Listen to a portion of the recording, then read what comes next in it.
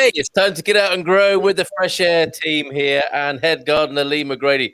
How's everybody doing? Anna in Devon in the UK, how are you?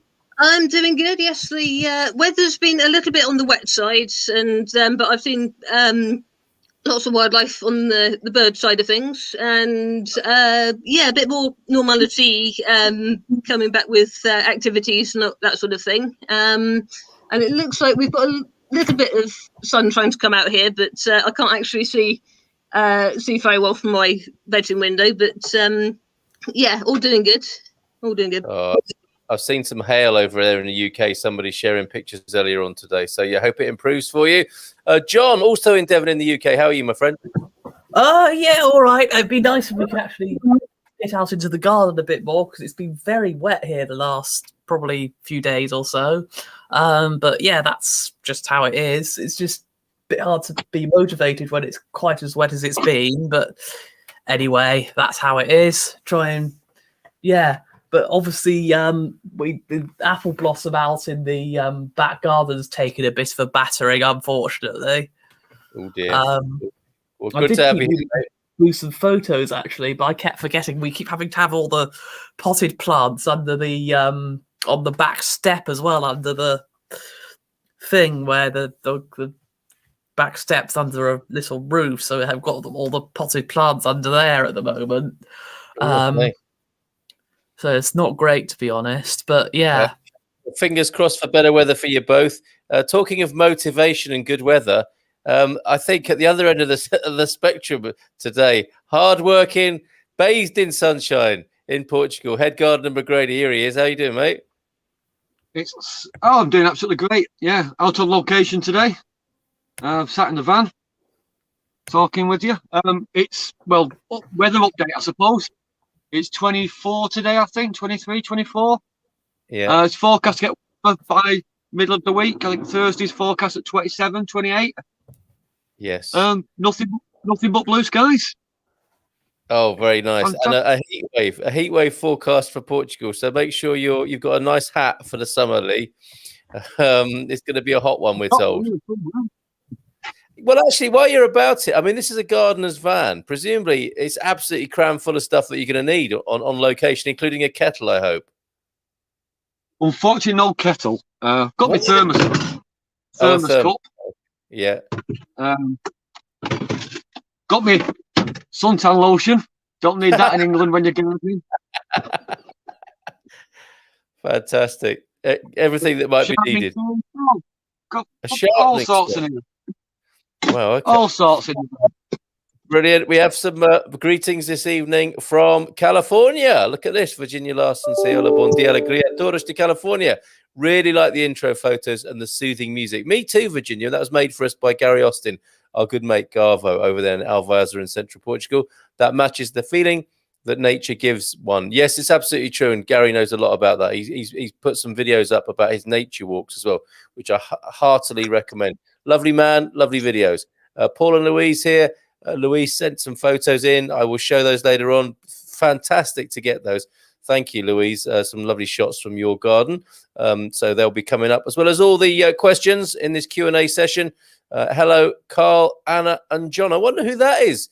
I think that's somebody in the AiR team group back in the UK. They'll let us know who you are.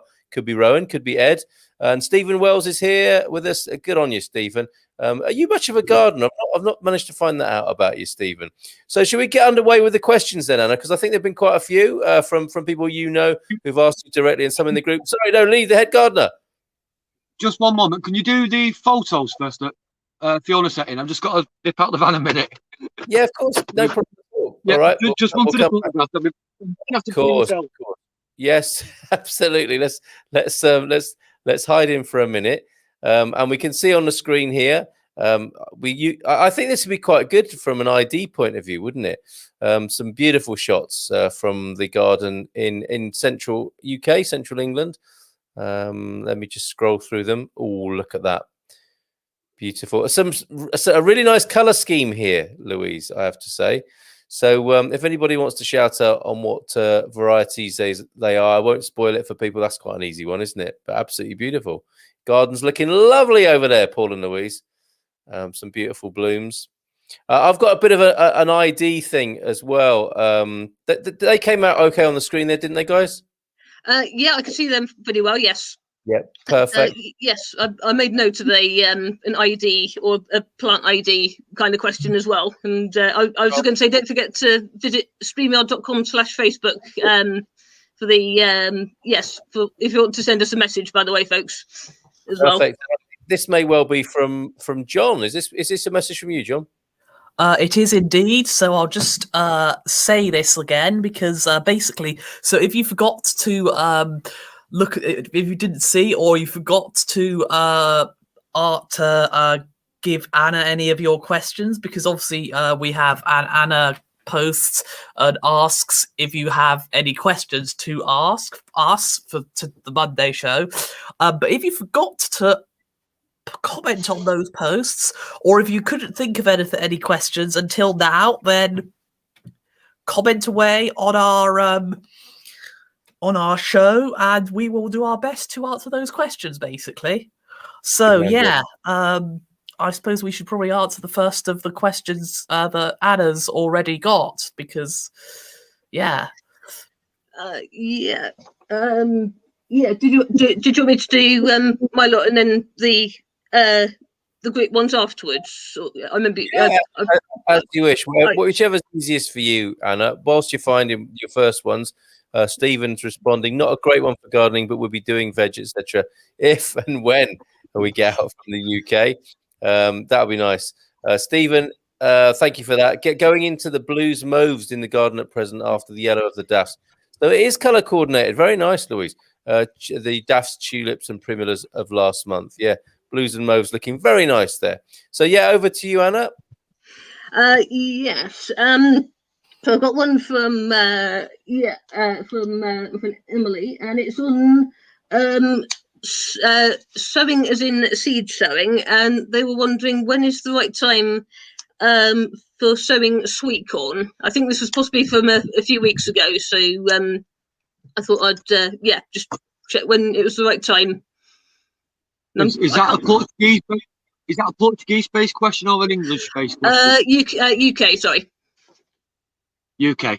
Well, they could be sowing indoors now, if they're looking for a greenhouse or a tunnel. I used to sow mine into toilet tube rolls because they get quite a long root on them, and they don't like to be disturbed when you're putting them out. But anytime after the last frost is fine for sweet corn. It'll sit quite happily in a wet soil without rotting off. The other thing to remember about sweet corn is, well, you need to plant them close together. Don't leave too much space between, because they use each other for balance when they got weight on the top. And I was told once over you had to physically make them touch at some point. Oh, that might have just been for the weight. So yeah, plant them close together in lines. After the last frost, there'll be no problem with them. That's a really interesting thing about planting them together for safety, I suppose, and structure. Is that the same for sunflowers as well? It does work for sunflowers as well, yeah. But then you find when the sunflower heads come on, they're pushing each other apart.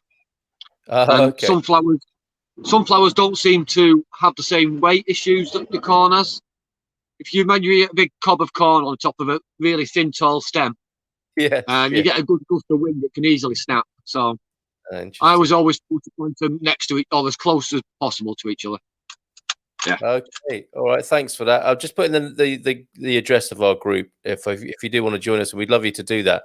Do please join the Happy Homesteaders Facebook group, Get Out and Grow project on Facebook. The link is there in the comments. Cracking start, Anna, and presumably in Portugal, then Lee, out in the ground from now. Mine's already out. Yeah. I've not grown it on here. I've not grown it on like I used to do in the UK. I used to start it in the greenhouse in the UK. Yeah. Here, I've just direct sown it. I've just put the corn straight into the ground. Fantastic. Yeah. Our mate from last week, it was such a joy, wasn't it, to have a look around Jason's garden last week. Really inspiring. Good evening, guys, from Jason Hall, who's with us again this week as well.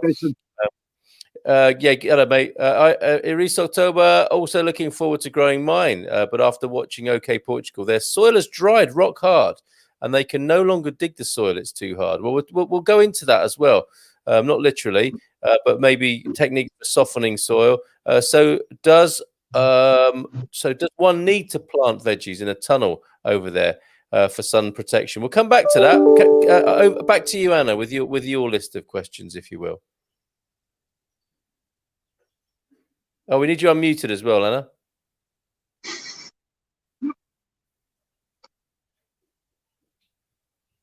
She can't hear you telling to unmute yourself. Okay, sorry, and I tried to unmute you again. I was getting a slight deja vu asking this one, but I don't know if it's because I've seen so many slugs. I think everyone's been asking this question constantly. But is there a way to get rid of slugs without killing them? This one was one mum was asking, just generally to put them off plant.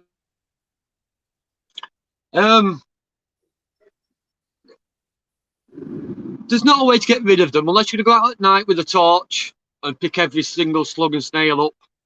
The only way you can sort of live with them is to use sacrificial plants. I think we have talked about this before. Yeah. Marigolds are perfect for it. They're dead cheap. And if you put marigolds around your precious plants, the slugs and the snails will eat the marigolds and leave the good stuff alone. But I would always recommend killing them because you'll never win. that's really interesting. Slug food. It's almost like politics, Lee. You know, like the socialistic approach to share with the slugs, or the full-on scorch them approach and getting rid of them. Two aspects of humanity there. Very nice, or very interesting anyway. I'm not so sure about how nice the latter is, but I totally understand anyone's frustration with slugs. It can be absolutely soul-destroying, can't it? It can be. And you can use sacrificial plants, and they work really well. But you give them an inch and they'll take a mile. So if you don't reduce the numbers, then they're just going to explode. So kill them off. There you go, Anna. Who was that for? Who's got the slug problem? That was a question Mum had. I was just thinking if there was a way to stop it raining. So I know that's the classic conditions they like.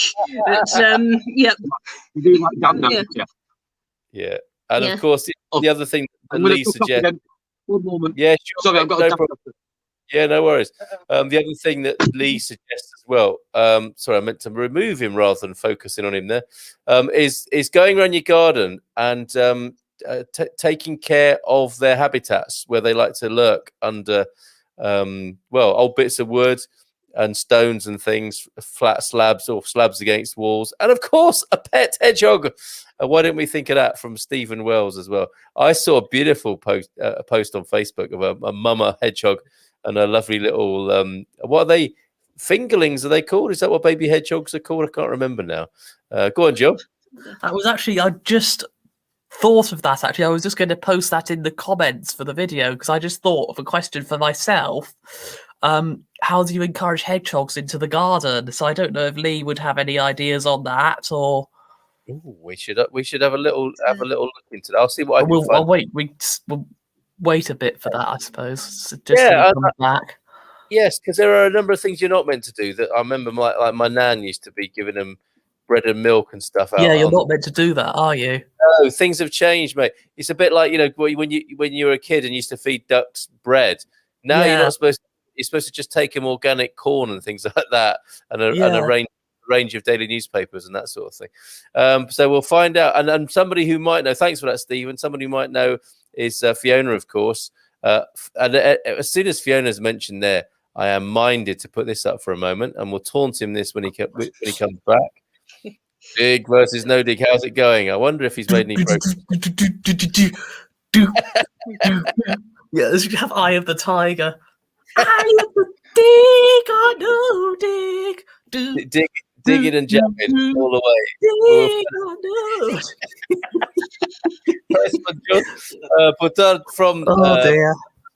From Fiona, and not just Fiona, but everybody, please do like Fee-Witched Herbs and More for support as much as anything else, even if you're I'm sure Fiona will be very happy of your support. Fee-witched Herbs and More. That is Fiona, of course, part of the group. Denise has joined the group. That's Denise over there in New Zealand. Under every stone is moisture, shade, and possibly a slug. Yes, everything is gluten and lactose intolerant these days, even the wildlife. That's right. Take them some nice gluten-free vegan snacks if you're out feeding hedgehogs or ducks. Only kidding, but we will find out what they do like. Yes, they need to do Back to Eden. Yes, that's a real favourite of Mrs. M here, Denise, the Back to Eden approach. Absolutely fascinating. Lee is back now as well, having a little wander about there. So next question, please, Anna. Yeah, this one, I've sort of got two questions from the same person here. So I think we might have lost Lee again. Sorry, hear us? One more, sorry. We've got I've got two questions from Vicky. I'm getting slight deja vu again, but I'll ask them again just in case for memory's sake. And I have the picture. I think I might have shown this before, and it's basically saving foliage from an arrangement, and I've got my phone in front of me, so I can. I've got the there we go. Yep, got the picture there. Not too sure what it is. It's just a little bit of, as I said, foliage, and so it's a cutting, and it's got a strong family link because of the arrangement it was from. It's currently in water by the kitchen window. There's no garden to plant it in, but there is lots of light. But she really doesn't want to lose it. And is there any advice on what to do? I think what we'll have to do there is we'll have to get Lee to watch again and listen to come back with that. But I guess for the time being, it's got to stay in that jar, hasn't it? And put down some shoots until we can find a safer venue for it. Yeah, possibly. And yes, and there was another question I can come back to in a moment if you want to check anything. I've got a bit of an update coming through on how to encourage hedgehogs, which I think is worthy of inclusion right now. So let's bring that onto the screen, and I'll share that with you. This is from BBC Gardener's World magazine, a great institution. I don't know how fast this is loading, but let's see what we can find out for people here tonight for encouraging hedgehogs in. And I think we're going to see some cute pictures, aren't we, of Mrs. Tiggy Winkle. Hedgehog numbers are in decline, they say, in rural areas, and in intensive agriculture has led to the fragmentation of habitats. Of course it has, not just for the hedgehogs, of course. Number one, create access holes, apparently, to let them get in and out of the garden, of course. That makes a lot of sense, doesn't it? And look, you could create your own little hedgehog highway. Hold on a minute there. Please keep. Oh, that's beautiful. So you're just lifting up one section of your fence there so they can get in and out of the garden. That's really sweet. You guys don't live too far away from a hedgehog sanctuary, as I recall, in Ipplepen, right? In Devon. Pretty famous. Yeah, I think I was just thinking. I think that's actually where the now is Call for Cats Cafe is. I think that actually was where the Hedgehog Hospital used to be. So I'm not sure if it's still here. But okay. I see. Right. But yeah, I remember just seeing the hedgehogs. We did have an interesting time. I think it was here or the last house we were in, because we actually had a hedgehog come in. I heard something was eating the cat food, didn't think anything of it, and went out to investigate. And it was easily the size of my hand, but it was the first ever hedgehog. And I just remember we had to just pick it up with wearing an oven glove, and I can't remember where we took it to after that. But it was the first time we'd actually had a hedgehog come inside before. Oh, incredible! How lovely. Yeah, and you might be seeing the advertising that's coming up based on my search history, which seems to be wine at the moment. There, Portugal vineyards. Look away. Keep to the left of the screen here, everybody, and remember to drink responsibly. But yes, on the left of the screen, we've got the Hedgehog Highway, And tip, Monty Don's appeared as well. Plant a hedge. So obviously that's going to be a great habitat for a hedgehog, isn't it? Number 2, planting a hedge. Make ponds safe, because that could be a bit tricky for the for Mrs. Tiggy Winkle. Often, which isn't it? Is to stack some stones or have a little walkway coming in and out of the pond would be useful, or even cover it over with some net, maybe, or would that be a little hazardous? I don't know. Check before streaming. Oh, that doesn't bear thinking about, does it? But obviously that's very good advice. Before streaming, make a lot of noise, sing and shout, sing like John was doing earlier on, just to rouse the hedgehogs for any slumbers and let them know there's some humans around. Pellets, interestingly. So yes, sacrificial plants, and easy does it on the slug pellets, because that's not good for your hedgehogs if you want to attract them. Make a hedgehog house. Look, isn't that pretty? Little I like a bird box, really. Is it a ground floor bird box, but obviously with a big opening there for the hedgehog to get in and out. Okay, here's the food thing. Leave out extra food for the hedgehogs. While provision of natural food is the best option for hedgehogs, give them a helping hand with supplementary food, especially before and after hibernation. They are meat eaters, so no gluten-free vegan business for them. Offer meat-based dog or cat food, preferably chicken or turkey flavour. Avoid leaving out bread or milk. They're a bit picky, aren't they? Avoid leaving out bread or milk, as this can dehydrate and kill hedgehogs. Watch our No Fuss video with Kate Bradbury, they say here. Also, grow native plants as well. Honeysuckle, dog grows hawthorn and blackthorn. Not sure how prevalent those are in Portugal, but certainly you'll be seeing them in Britain.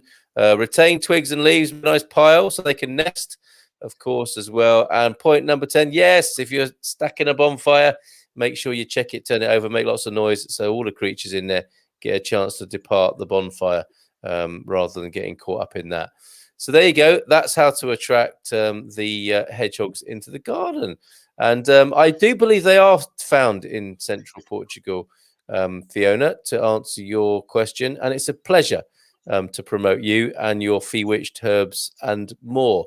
The information, whilst Lee's gone AWOL, the information to Iris from Paul and Louise, or Louise, I think, tonight. It takes a couple of years of rotivating, loosening the soil in Portugal. November and February are good times where OK Portugal live. Yeah, you got to get a lot of natural matter, haven't you, into the soil. Turn it over, feed it, get some good rotting stuff in there, and your compost in there. But I think what Denise was talking about as well is really important, which is to have a look at the Back to Eden approach. Get lots of mulch on there and chippings. They've used chippings to keep the ground moist, as well as putting life and nutrition back into the soil. So I think we got Lee with us again now. Are you back home already, Lee? Wow. Yeah. That's amazing. So going back to Iris's question about OK Portugal's soil going very dryly, you were nodding your head, and you had, I think, probably something along the lines of what Louise is saying here: rotivating, loosening the soil. And I was suggesting getting some compost in there, get it alive again, right? Yeah. We have a very similar issue here. We're quite near to the coastline, so we've got a lot of sand in our soil, and it just bakes. It bakes solid. Right. So the best way to deal with it is to add as much organic matter as possible, and just keep adding and adding every year. Even digging your weeds back in, digging your leaves in instead of removing the leaves. Anything organic you can add into it. Anything, every little helps. Yes. Yeah, it can be a real nightmare, especially when we get these hot baking days, and then we get a downpour of rain. It just washes all the surface off then as well. Doesn't the water drain away. So would you approve then of this Back to Eden technique, where people are putting a lot of mulch and chippings on the top to retain moisture? Well, I don't know about chippings. Because I've always understood that it changes the pH level of the soil, and they take a long time to rot down as well. But yeah, leaf mold, leaf old leaves, grass cuttings. I put green stuff in my beds all the time. Just dig it straight in, and it has worked wonders in a year. In a year, we've got very different soil now than we had last 18 months ago. Wow. Okay. Nice job. It takes time, doesn't it? It takes time. Okay. Talking of soil. Ding. Ding, ding, ding. Well, the news just in from Fiona is let Lee know, she says, to be afraid, be very afraid. No, not at all. He doesn't need to hide. My no-dig bed has been dreadful so far, she says. Total change of plan on other half of the bed. Lifted the ground mat and put layers of cardboard down. We'll mulch it deeply the next few days. Then peppers, tomatoes, and a few other yummies will go in. So it's not looking good on the no-dig. How's it going in Digland? Oh, Digland's going fantastic. I've actually started making headway. I've got some. I've got my garlic out. Yeah. A little bit late in doing that, to be honest. I've got my toms are out. I've started a few seedlings off. I'm going to do a lot of direct sowing as well. But I've had a good motivation day today. This morning anyway. Terrific. Okay. And then while you were out, we did a guide on attracting hedgehogs into the garden. Have you come across any hedgehogs since you've been in Portugal, Lee? Hedgehogs. Love hedgehogs. Oh, I've seen two. I've seen two while I've been here. Right. But from the north of England, coming from North England, they find them all the time. People who say that hedgehogs are rare, hedgehogs are endangered. I was bumping into all the time when I was back in England. Yeah. Well, there is a joke about hedgehogs, isn't there? Why did the hedgehog cross the road? It might be a little bit insensitive to tell that one right now. But John has got a joke today. I think it's to do what do you call a gardener who lives by the coast? Sandy. Very, very good, John. I've missed your jokes. How does a gardener laugh at jokes? Ho ho ho! All right, and further to the soil discussion today, is it best to grow things under shade then in Portugal, given this baking effect on the soil, or in the polytunnel instead? Can you keep the ground moister inside a polytunnel? No, I think the polytunnels come August, September are just too much. You're using too much water to retain it, and you start to cause like a condensation, which is no good because that encourages mold and mildew and insects. Oh, saying that, I've never tried it. I've never tried using a polytunnel, but we're quite fortunate. I've got a large lemon tree over the top of our veg bed, and that gives perfect cover. Yes. We're positioned behind the shed as well, so the shed gives us cover till maybe 2 o'clock in the afternoon. Yeah. The sun gets above there, and it's then under cover of the lemon tree. I know my top beds, they suffer a lot with the heat, but I've got my tomatoes in there, so they love it. Terrific. So shade. It's all about placement. Yeah, it's all about choosing the right place for your veggies to go into. Yes. And you can even create cover by using matting. The black weed suppressant matting that you see advertised everywhere. You could use that as a temporary fence, as a temporary sunscreen, like when you're on the beach and you put up your little, windbreak. Yeah, your little windbreak. You can use the black matting for that, and it just keeps the worst of the midday sun off. But here in Portugal, it's just regular watering, and in the off season when you're not growing, digging in organic matter. There you go. The weed suppressant, that cloth breaking wind in the garden is obviously recommended. Sorry, that was really puerile, but it amused me. So Louise is saying no polytunnel needed. You can plant based on height to give shade to more delicate veg. There you go. And also try underplanting small tender plants in between taller plants. Tender and the taller together. That's a great idea, isn't it? And we're going to have a large polytunnel by winter. So it's a way of extending the season, isn't it? Rather than having any direct benefit in the summer there. Idea is plastic on for winter shade. Okay, so cloth in the summer, late spring, summer, and then plastic. Oh, okay. So just change the coat, change the actual skin of the polytunnel. Very interesting. Back to the chippings, Lee. It depends on what's chipped for pH. Some say it robs nutrients while rotting down, yet unproven. However, it's 6 and 2 3s. What does that mean? As the benefits of the, is that like half a dozen of one? Yeah. Oh, it's 3s, 6. I got you now. Okay, I'm proving how it's 6 and 2 3s. Okay, I understand that. Where's that from in the English language? As the benefits of the moisture saving can't be understated, certainly here in Portugal. So a fan there, but yeah, mindful of the pH. Back to you, Anna. Sorry, we've really hijacked your question flow today. That's okay. And I've got a second one from Vicky, and it's sort of on memorial tree planting and in need of base plant ideas, as in base of the tree. It's going to be a family plot, and also contributing to the Captain Tom initiative. And it's sort of going to be situated in a woodland trust, from what I understand. This is in the Bristol area. We'll be planting as many trees as possible in the UK this year. I think that's the initiative plan. The tree is a rowan, and I think Vicky would like to plant some hardy flowers around the base, which might hopefully blossom each year.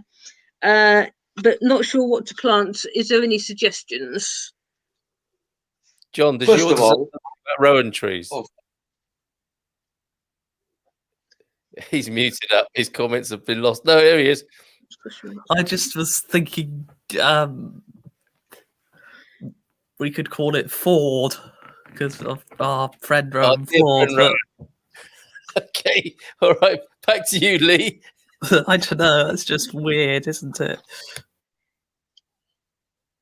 I've done quite a bit of work around the memorial trees and memorial benches in some local nature reserves when I lived back in the UK. And the thing your friend's got to be very careful of is the rules and regulations that the people have who manage the site. A lot of them aren't keen on non-native plants being put in or hardy shrubs being put in, because they want to keep that natural woodland effect with open ground. It's easy to maintain and allows people to travel through the trees uninjured. Some of the problems I ran into were when people were underplanting trees, and then they would leave teddy bears and little trinkets, and people get upset, obviously, when you remove them. Of course. Of course we will. But a lot of the forever woodlands, as they're called, they do have quite strict rules. So what I would recommend is bulbs, daffodils, bluebells. They work brilliantly because they're quite seasonal and only for a short period of time, and it's also when the ground's not being mowed the same. If it's being mowed and maintained, it's not being mowed and maintained during the daffodil and bluebell season. And I don't think anyone would object to you putting daffodils and bluebells down in a woodland area. Lovely idea. But yeah, I hope all the best, and I hope the tree does well. Yeah. And we'd love to see photos as well, if you're happy with that, Vicky, of your scheme there, and we'd be delighted to commemorate and share that on the screen here as well, if that's appropriate for you. Shout out from Pen and Ed, who says, "Do not forget your sun hat." That's from Ed Matthews. Ed, great to have you here, my friend. Excellent. Louise saying, cannot wait to get back, and probably maybe cannot get back to my Portugal garden. COVID travel restrictions have kept me away for too long. It'll be a jungle. Can you imagine by the time you get back in a few more weeks, Louise? It's going to be, brace yourself for that for sure. And Jason is saying, I'm going to swap my plastic on the polytunnel for a coarse weave olive collecting mat. There's a nice bit of multitasking for the olive collecting mat as well in the next couple of weeks. Yeah, too hot with plastic. Need a screen rather than something to magnify the heat there. Thanks for that, Jason. Back to you, Anna. One for yes, just keeping with a bit of a spring theme here as well. I've this is for Aunt Alex in Wiltshire, and it was about bulb storing. I think this one's mostly tulips. Is there a way to store them for autumn? I've always left my tulips. If they're in the ground, I've always left them in the ground. The ones I've kept in containers, in terracotta pots mainly, I always copied what my granddad used to do on what we did at work when I worked in the parks and open spaces, and that was to remove them, put them in a bed of sand for a few weeks to dry them out, then put them between sheets of paper in a shady place within the greenhouse, and they always seem to do quite well there. So, yeah, Great. if they're in containers, you want to save them, dry them out with sand first, then put a layer of bulbs, sheet of newspaper, layer of bulbs, sheet of newspaper. Works really well. Sounds great. Lee, you know, when you're on the parks and open spaces, did you do any of that kind of roundabout planting and sort of floral mural type stuff? You did? Well, I did a little bit of it, but my my claim to fame, if you can have that as a claim to fame, I was one of the I worked for one of the leading councils who were using wildflower meadows. Beautiful. And we did a lot of planting up between the highways with daffodils and tulips. It was more of a cost-saving exercise as well, but it worked really well in favour because I enjoy doing that sort of stuff. So we had a specialist team that did the most of the roundabouts because they were sponsored, so local businesses would pay for them. Yes. But the wildflower meadows was all mine. I used to love doing that, and we were one of the. I worked for Oldham Council in Manchester, just outside of Manchester. Yeah. And we were one of the first to start doing the wildflower meadows and the wildflower roadside verges. Oh, how satisfying! That was what a lovely claim to fame. That is a claim to fame, mate, and should be proud. That set a really good trend, I think, in the UK. Well, I think we were definitely one of the first larger councils to be doing it. And it didn't take much convincing for my managers to accept it as a way to save money and to just made it safer as well. We always had issues in working on the hard shoulders and the embankments on roads. You had to be on a Sunday morning. You had to have teams of lads there, double pay. And when you can wildflower seed them, it saves a lot of cash. Terrific. So it did take a lot of convincing. No, I'm sure you're speaking that kind of language. Yeah, brilliant. Edmundo, Taximan Edmundo, checking in from Villamora this afternoon. How's it going with those 5,500 Brits who arrived in the Algarve today? Did that turn out to be true? And Louise letting know that Jason letting Jason know that the plastic will degrade quicker than the olive matting due to the UV intensity in summer. That's worth knowing and worth sharing with everybody, I think. Wow, Lee, loving all your tips. Do you do a landscaping service? Asks Iris. We do, yeah. We're based in Lisbon and the areas around Lisbon. At the moment, though, I'm so busy, I'm not advertising. We've stopped advertising. It's getting silly. That's brilliant. That's brilliant. I mean, the contact details, if you want to join Lee's waiting list, the contact details are always in the YouTube videos. But that's good to know. I'm glad to hear it, Lee. And back to Edmundo. Yeah, only half of the promised Brits so far. So maybe a bit of media hype there. Back to you, Anna. Yeah, I think I've got one question. And I realise we've got two from which I've noted from the Get Growing group as well. This one is for my Aunt Kerry in Ipplepen, who I think just wanted to know, are there any plants or any particular plants that attract butterflies? I think that's all the information I had. They've got quite a long garden, and they've quite a long garden mostly. So any suggestions? I think. Oh well, that's dead simple. They've got a long garden, Buddleia. There's lots of different types. My favourite is Buddleia divinii. It's a long purple one that you see. I think we've got that one. And they're advertised as butterfly bushes. When you go to the garden centre, they'll have a big label on it saying butterfly bush, and they're just fantastic, beautiful. Yeah. And I was going to say, if you're planting a buddleia, make sure you do know where to put it, because we have got one and it's actually grown right in front of our garden steps. So we've had to resort to using the path because it's literally grown right in front of it. And no matter how hard you cut it back, you can't really get rid of it that easily. So if you like a determined plant, that's one of the determined ones. Yeah, and sure. I realise we've got 2 other questions from the group as well, which I've noted down. Go on, absolutely. Check them in, Annie. I haven't actually noted the answers for the group down, but I saw in the group, I think we had one for the about soil testing for organic status in Portugal, and we had a is this plant a sweet pea, which I think was a photo question. Yeah, in the group as well. I've got a visual for that, but yeah, soil testing for getting organic certification. Any experience with that, Lee? Not at all. No idea, to be honest. Going to be expensive. I think it's more of an agricultural question than a horticultural question. Okay. There are simple pH testing kits you can buy. There are simple soil testing kits you can buy online. But that's mainly just for deciding what sort of plants you want to put in.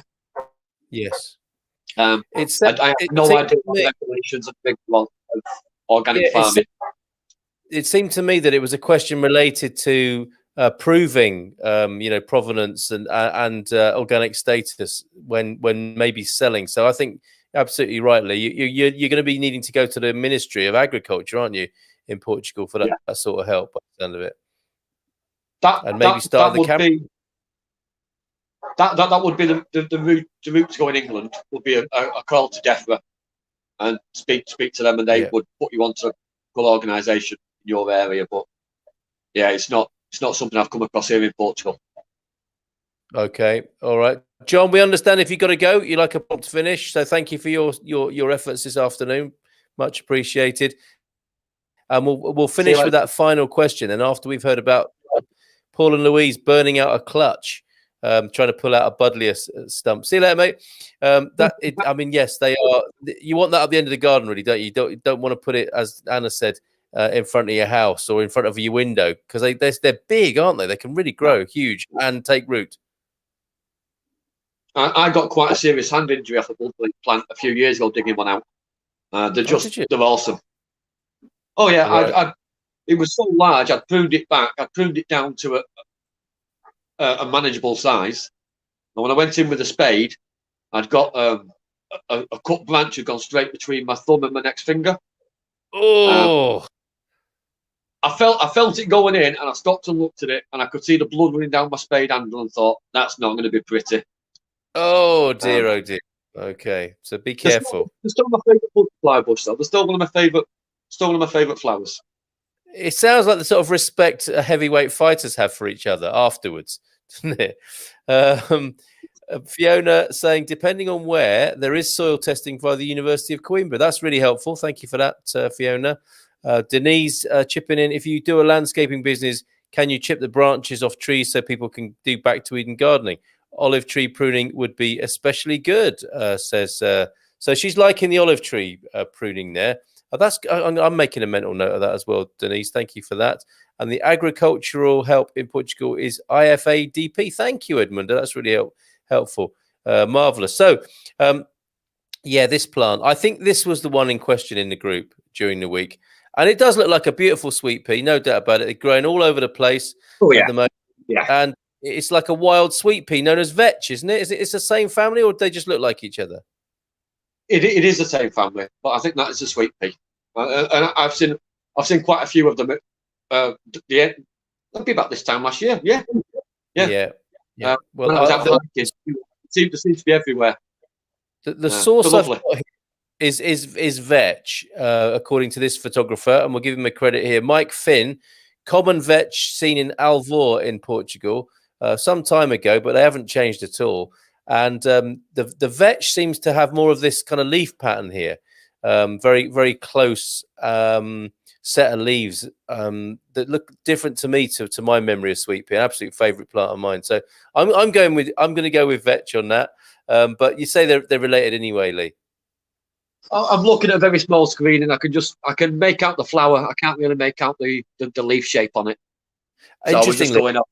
Yeah, you would be able to tell, Lee, I think, from the fragrance as well. The vetch is not as fragrant as a sweet pea. The sweet pea, you know a sweet pea when you smell it, don't you? It's such a beautiful, delicate fragrance.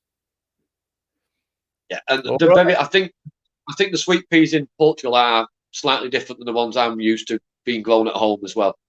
Being grown back in the UK. Yeah. Fair. I've seen sweet peas advertised here when I've looked at it and thought, doesn't look the healthiest of plant, but again, it could just be a slight variation of what I'm used to. Indeed. Okay, Anna, was there anything to add to that vetch/sweet pea inquiry, or are we done for questions this evening? I don't think so. I think I was just checking the picture that we had in the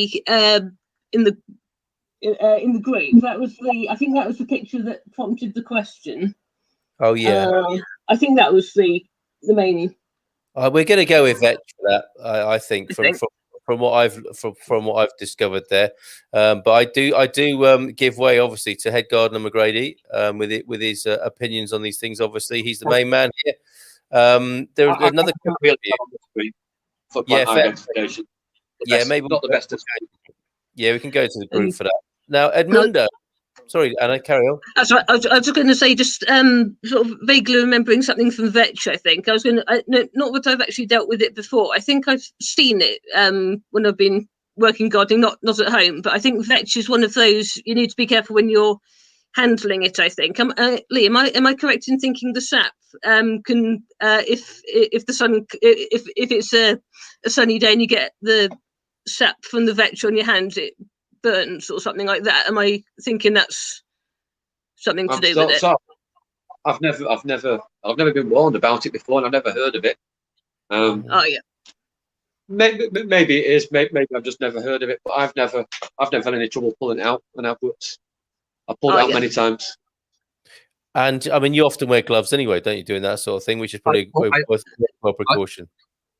I tend to always wear gloves. Always have. Yeah.